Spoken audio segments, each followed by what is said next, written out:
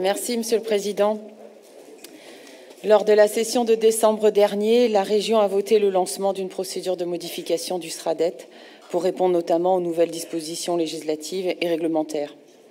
En effet, la loi Climat et Résilience prévoit que les objectifs de lutte contre l'artificialisation des sols soient traduits par une trajectoire régionale aboutissant à l'absence de toute artificialisation nette des sols pour 2050, alors que cette date est fixée à 2040 dans le SRADET breton.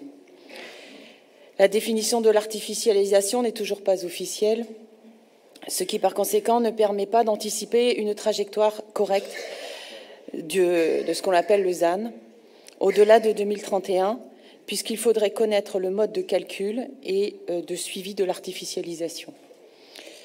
En outre, les textes actuellement en vigueur ne précisent pas les mécanismes permettant des compensations ou des renaturations.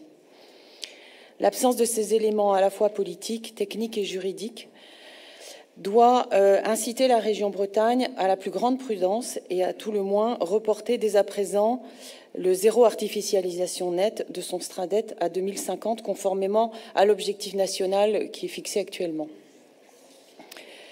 Au-delà de ce simple alignement avec la loi Climat et Résilience, le Conseil régional, soucieux des différences de situation d'une commune ou d'une intercommunalité à une autre, enfin d'un territoire à un autre, conscient des nécessités d'accompagner le développement économique et la construction de logements pour répondre notamment à la demande à venir d'installation de nouveaux habitants dans notre région. Donc le Conseil régional, nous semble-t-il, doit réfléchir à une différenciation territoriale dans la mise en place de l'optimisation du foncier. Ce sont des demandes qui ont été remontées par l'ensemble des territoires bretons à travers notamment les SCOT. Je préciserai juste, avant de vous poser la question, je l'ai déjà dit, le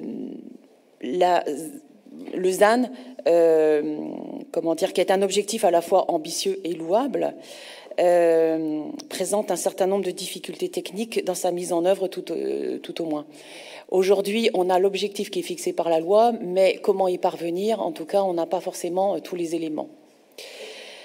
J'ai eu l'occasion aussi de dire que les friches constituent un gisement important, un gisement foncier important, mais reconstruire sur ces friches nécessitera des financements importants qui aujourd'hui sont très instables et insuffisants.